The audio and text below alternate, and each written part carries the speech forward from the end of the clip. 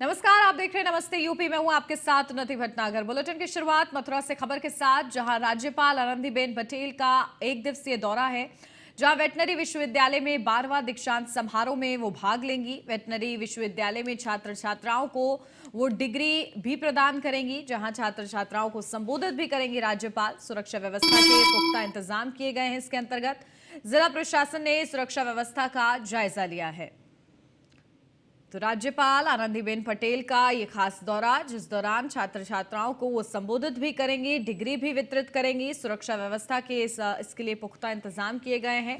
राज्यपाल के दौरे को देखते हुए किसी भी तरीके की कोई अव्यवस्था ना हो उनके दौरे के दौरान, ये सुनिश्चित करने के लिए प्रशासन ने बेहतर इंतजाम कर रखे हैं। मथुरा का खास उनका ये दौरा है, एक दिवसीय ये दौरा बताया जा रहा है, जहां वेटनरी विश्वविद्यालय के 12वें दीक्षांत समारोह में शामिल होने के लिए राज्यपाल आनंदीबेन पटेल का ये दौरा बताया जा रहा है। वेटनरी विश्वविद्यालय में छात्र छात्राओं को वो डिग्री भी देंगी और इसी के साथ साथ छात्र छात्राओं को संबोधित भी करेंगी। तो क्या बड़ा संदेश राज्यपाल की तरफ से दिया जाता है इस मौके पर, 12वें दीक्षांत समारोह के मौके पर, किस तरीके से वो छात्र छात्राओं को उज्जवल भविष्य के लिए प्रोत्साहित करती हैं, ये खास रहेगा आज के उनके इस खास दौरे में। फिलहाल उनके दौरे को देखते हुए जिला प्रशासन ने सुरक्षा व्यवस्था का जायजा लिया है और तमाम जो इंतजाम है वो पुख्ता कर लिए गए हैं। वेटनरी विश्वविद्यालय में 12वां दीक्षांत समारोह है, जिसमें भाग लेने के लिए राज्यपाल आनंदीबेन पटेल आज मथुरा के एक दिवसीय दौरे पर रहेंगी। तो ये पूरा विशेष कार्यक्रम आज उत्तर प्रदेश की राज्यपाल आनंदीबेन पटेल का होने वाला है, जिस दौरान वो छात्र छात्राओं को डिग्री भी सौंपेंगी, साथ ही साथ उनको संबोधित भी करेंगी।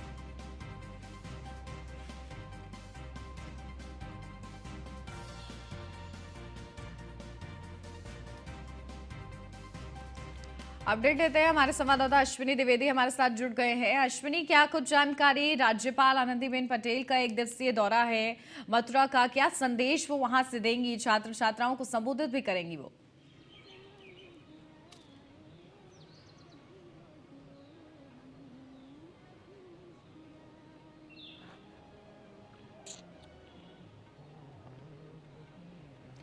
अश्विनी, मेरी आवाज मिल पा रही है आपको?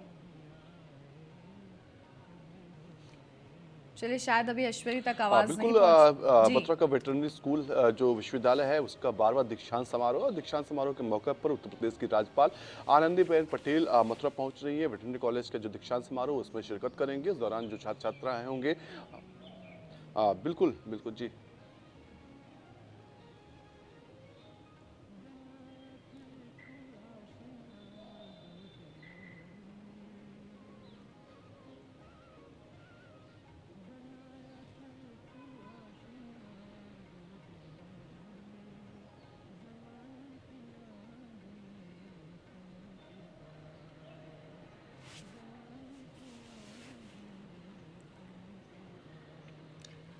बिल्कुल अश्विनी, देखिए किस तरीके से, क्योंकि ये 12वां दीक्षांत समारोह है और इसमें ही शामिल होने के लिए उनका ये खास दौरा है, तो क्या कुछ खास रहने वाला है इस दौरान?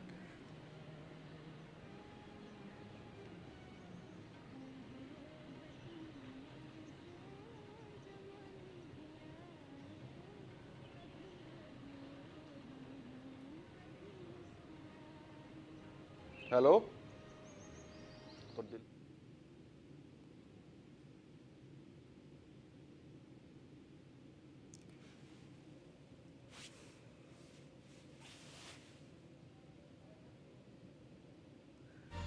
तो वेटनरी विश्वविद्यालय में छात्र छात्राओं को डिग्री भी प्रदान करेंगी आज राज्यपाल आनंदीबेन पटेल, और छात्र छात्राओं को संबोधित भी करेंगी।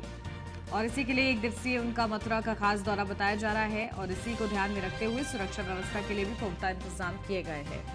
तो जिला प्रशासन ने सुरक्षा व्यवस्था का जायजा भी लिया है, ताकि किसी भी तरीके से कोई भी कमी राज्यपाल के दौरे के दौरान ना आए। एक दिवसीय उनका ये दौरा महत्वपूर्ण इसलिए भी क्योंकि वेटनरी विश्वविद्यालय का 12वां दीक्षांत समारोह है, और इसमें वो शिरकत करेंगी, और न केवल वो शामिल रहेंगी बल्कि छात्र छात्राओं को वो डिग्री भी देंगी, और उनके हाथ से छात्र छात्रा डिग्री लेकर काफ़ी उत्साहित होंगे, और इसका जो जोश है तैयारियों में ही देखने को मिल रहा है।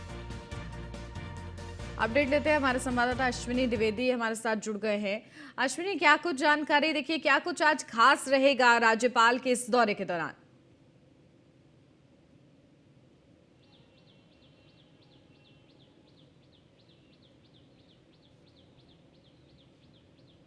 में शिरकत करेंगे, साथ ही साथ तमाम जो छात्र छात्राएं होंगे उनको डिग्री का वितरण भी करेंगे। साथ ही साथ उस दौरान जो छात्र छात्राएं होंगे उनका मार्गदर्शन करेंगे, किस तरीके से आगे का भविष्य तय करना है, क्या क्या उत्तर प्रदेश की संभावनाएं हैं, साथ ही साथ क्या क्या आगे चल के उसके लिए कठिनाइयां आएंगी, तमाम चीजों को लेकर के जो है जो छात्र छात्राएं होंगे उनको कहीं ना कहीं उनका मार्गदर्शन करेंगे राज्यपाल। साथ साथ संभावित दौरा जो है वो मंदिर में जा चुके, कृष्ण जन्मभूमि है वहां पर दर्शन भी कर सकती है। हालांकि ये अभी आधिकारिक जो है इसकी पुष्टि नहीं है, लेकिन संभावना पूरी है कि वो मंदिर जा सकते हैं, वहां पर दर्शन कर सकते हैं। जी बिल्कुल, और देखिए इसी के लिए आज ये खास दौरा उनका है, क्या कुछ संदेश उनका रहता है ये भी देखना होगा। बहुत शुक्रिया अश्विनी आपका तमाम जानकारी के लिए।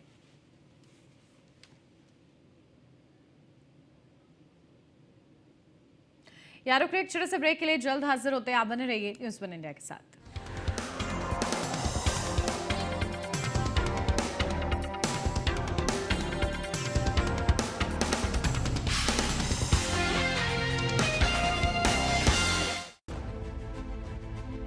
ग्लोबल इन्वेस्टर समिट और G20 ने यूपी को एक नई पहचान दी है।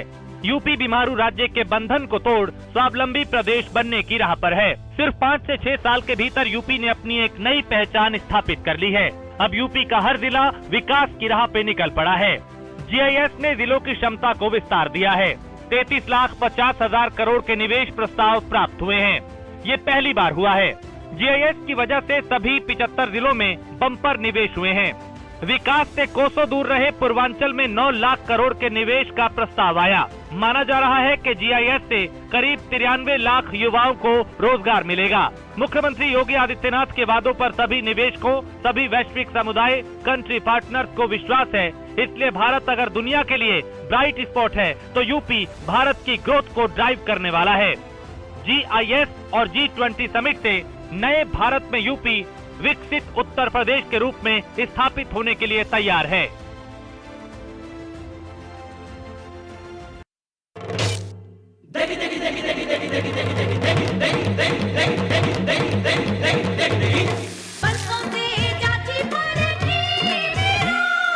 MDH की देगी मिर्च, देगी मिर्च का तड़का, अंग अंग फड़का। MDH की देगी मिर्च।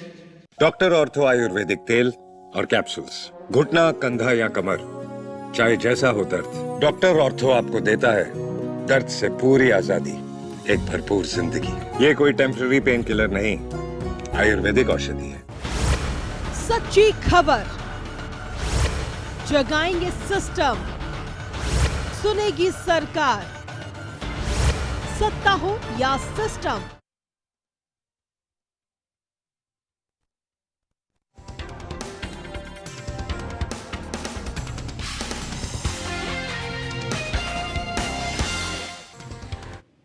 ब्रेक के बाद स्वागत है आपका। बढ़ते आगे, लखनऊ कैसरबाग स्थित अवध डिपो वर्कशॉप के पास बने मोबाइल टावर पर डीजल कटौती से खफा एक बस ड्राइवर चढ़ गया।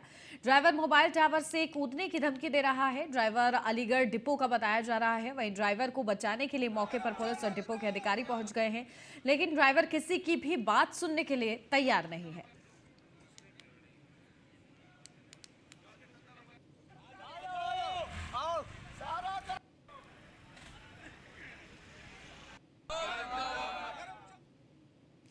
हाथरस कांड में कोर्ट ने बड़ा फैसला सुनाया है। आरोपी संदीप को आजीवन कारावास की सजा सुनाई गई है। वहीं 3 आरोपियों को सबूतों के अभाव में बरी कर दिया गया है। दरअसल 14 सितंबर 2020 को एक दलित युवती के साथ दरिंदगी हुई थी, जिसमें पीड़िता की मौत हो गई थी। उससे जुड़ी ये रिपोर्ट देखिए।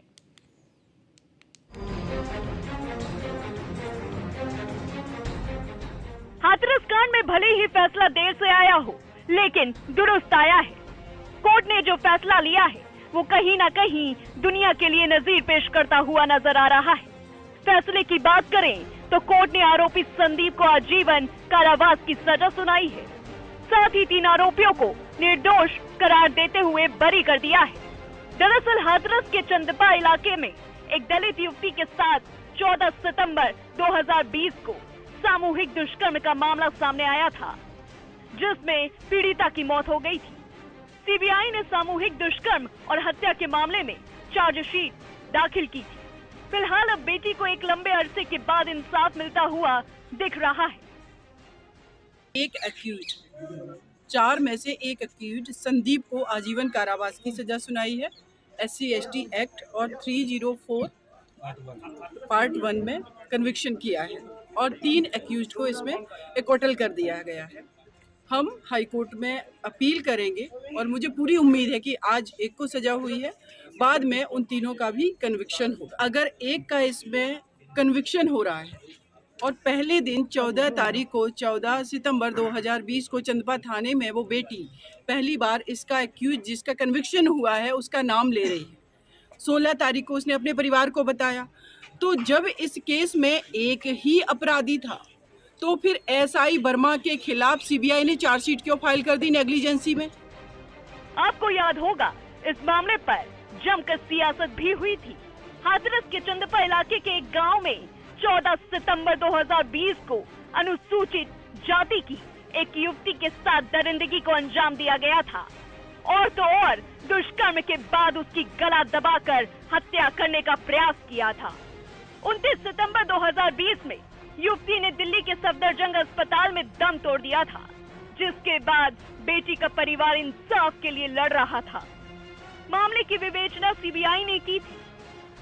सीबीआई ने 4 अभियुक्त जिनमें संदीप, रवि, रामू और लवकुश के खिलाफ आरोप पत्र विशेष न्यायाधीश SC/ST एक्ट के न्यायालय में दाखिल किया था। लोगों को बरी कर दिया है जी और संदीप को सजा बोल दी गई। अच्छा, किन धाराओं के तहत? 310 SC/ST एक्ट में और 3 से 4 में और 2 बजे सजा के बिंदु पे सुनेंगे। आरोप सिद्ध हो गया? हाँ, आरोप सिद्ध हो गया। बाइज्जत बरी कर दिया जी। अगला कदम अब इसके खिलाफ जाएंगे हम। कहाँ? हाई कोर्ट जाएंगे। जाहिर है ये फैसला महिला सुरक्षा के मद्देनजर नजीर बनता हुआ नजर आ रहा है। कोर्ट के इस फैसले से बेटियों की इज्जत के साथ खिलवाड़ करने वालों को एक स्ट्रॉन्ग मैसेज गया है। Bureau report, news 1 India.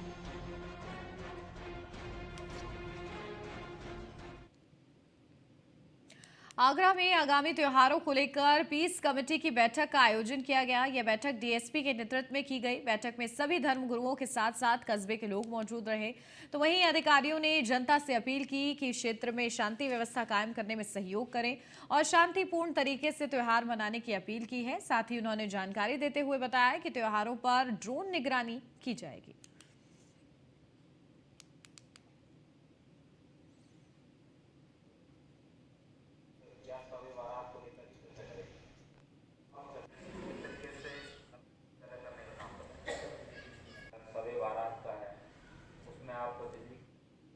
आज हरसाय धर्मशाला के अंदर उच्च अधिकारियों डीसीपी साहब, एसीपी साहब और थानाध्यक्ष महोदय की उपस्थिति में शमशाबाद और शमशाबाद के जो नगरवासी हैं, उनके अलावा जो देहात के लोग हैं, उसमें सर्व समाज के लोग, सर्व धर्म के लोगों को यहाँ पर बुलाया गया और आगामी त्योहारों को देकर आज इस मीटिंग का आयोजन किया गया है, जिसमें आने वाली होली का भी त्यौहार है, शब बारात का भी मुसलमान भाइयों का त्यौहार है। इसमें विशेष करके अधिकारियों ने सब लोगों से इस विषय पर चर्चा की कि आने वाले इस त्यौहार को आप सभी लोग शांतिपूर्वक और विशेष अच्छे तरीके से एक दूसरे के स्नेह प्यार के साथ मनाने का काम करना है। आज हरसाय धर्मशाला जन सामान्य के द्वारा कुछ बिंदु उठाए गए, उन पर आश्वस्त किया गया है। साथ में हमने भी जनसाधारण से अपील की है कि दोनों पर्व बहुत ही सौहार्द के साथ में, बहुत ही शांतिपूर्ण तरीके से जैसे पिछले साल में मनाया है, उसी तरीके से उम्मीद करते हैं कि इस बार भी अच्छे से ये त्यौहार संपन्न किया जाएगा। साथ में हमने इसके लिए अलग से व्यवस्था की है, फोर्स भी मुस्तैद रहेगा और मुखबिर तंत्र भी हमारा डेवलप किया हुआ है, उससे भी हमें लगातार इनपुट मिलते रहेंगे, उस पर भी कार्रवाई की जाएगी। इस कमेटी अगली खबर बरेली से, जहां मीरगंज थाना के एक गांव में शादी समारोह के दौरान जमकर मारपीट हो गई, जिसमें कई लोग घायल हो गए। बताया जा रहा है कि चिराई दलपत गांव में बारात आई हुई थी, जहां खाना खाने को लेकर विवाद हुआ और फिर मारपीट शुरू हो गई। बारात में मारपीट का वीडियो वायरल हो रहा है।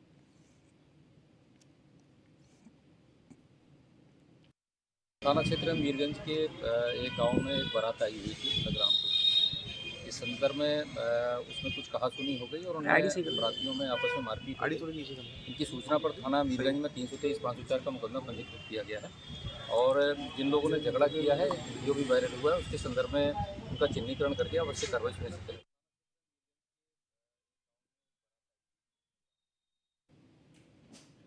लगातार बढ़ रही महंगाई को लेकर कांग्रेसी कार्यकर्ता सड़कों पर उतर आए हैं। महंगाई के खिलाफ हल्ला बोलते हुए कांग्रेस ने गुरुवार को लखनऊ में प्रदर्शन किया। दरअसल 1 मार्च से घरेलू गैस सिलेंडरों के दामों में 50 रुपए और कमर्शियल गैस सिलेंडर में 350 रुपए की बढ़ोतरी की गई है, जिसको लेकर विपक्ष हमलावर है।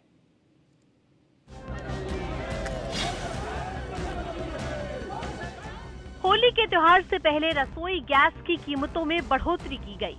घरेलू गैस सिलेंडर में 50 रुपए और कमर्शियल गैस सिलेंडर पर 350 रुपए का इजाफा किया गया है, जिसको लेकर विपक्ष ने अपना विरोध प्रदर्शन शुरू कर दिया है।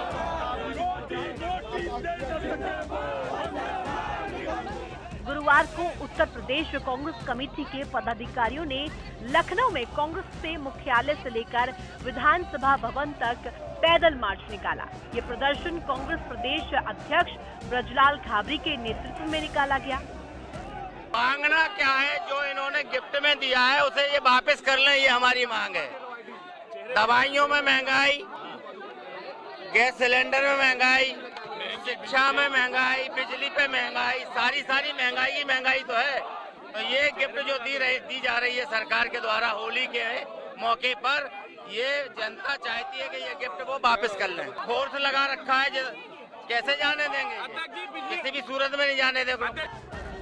कांग्रेस की महिला कार्यकर्ता सिलेंडर के पोस्टर और नारे लिखे हुए तख्ती हाथों में थामे नजर आए और फिर कार्यालय के बाहर लकड़ी जलाकर रोटी सेकते हुए भी नजर आई। पर वहीं दूसरे नजरिए से देखें तो कांग्रेस महंगाई के मुद्दे को भुनाकर अपनी राजनीतिक रोटियां सेकने की कोशिश कर रही है। प्रदर्शन के दौरान कांग्रेस के कार्यकर्ताओं से पुलिस की झड़प भी हुई। इस दौरान भी कार्यकर्ताओं ने बीजेपी सरकार पर तमाम आरोप लगाए। कांग्रेस कार्यकर्ता आज धरने में बैठ गए हैं और कह रहे हैं कि महंगाई के खिलाफ वो लगातार एक्शन लेते रहेंगे, लगातार सरकार का विरोध करते रहेंगे। प्रदेश कार्यालय से विधानसभा तक जाना था, लेकिन पुलिस प्रशासन ने यही रोक दिया, तो प्रांतीय अध्यक्ष जी यहीं बैठ गए। हमारे साथ मौजूद है, जानते हैं क्या बात है, पहुंच नहीं पा रहे वहां तक। देखिए साहब, जब से भारतीय जनता पार्टी की सरकार चाहे केंद्र की हो या प्रदेश की हो, इसको आने के बाद आम आदमी का जीना मुश्किल हो गया। 2 जून का निवाला भी सरकार ने छीन लिया। देखिए, इस समय सरकार का जो रवैया है वो तानाशाह रवैया है। मारो भी और रोने भी ना दो। महंगाई वो बढ़ा रहे हैं, लेकिन महंगाई के खिलाफ आवाज उठाने पे भी मार दे रहे हैं। ये पुलिस वास्तव में अगर पुलिस नहीं है, ये उनके नीचे जो एक दबाव बनता गया है उसमें, हालांकि परेशान आप भी हैं, मीडिया भी परेशान है, पुलिस प्रशासन भी, सब कोई, लेकिन उनके जरिए, हमारे अपनों के जरिए अपनों पे ही वार किया जा रहा है। ये महंगाई की मार दोहरी होती जा रही है। पहले हम लोग खुले स्वतंत्रता थी, खुले से विरोध होता था, लेकिन अब विरोध करने का किसी को अधिकार नहीं दिया गया। इसी को तानाशाह सरकार कह रहे हैं। होली से पहले रसोई गैस की कीमतों में हुई बढ़ोतरी को विपक्ष ने अपना मुद्दा बना लिया है और इस मुद्दे को लगातार भुनाने में लगी है। इससे पहले भारत जोड़ो यात्रा के जरिए भी कांग्रेस लगातार महंगाई और बेरोजगारी का मुद्दा उठाती रही है। महंगाई पर कांग्रेस अब आगे क्या रणनीति अपनाएगी, ये तो आने वाला वक्त बताएगा, जिसमें लोग खुशी से झूम उठते हैं और ये होली का पर्व बताएगा। और इसी के साथ इस बुलेटिन में बस इतना ही। खबरों का सिलसिला आगे भी जारी है, आप बने रहिए न्यूज़ 1 इंडिया के साथ।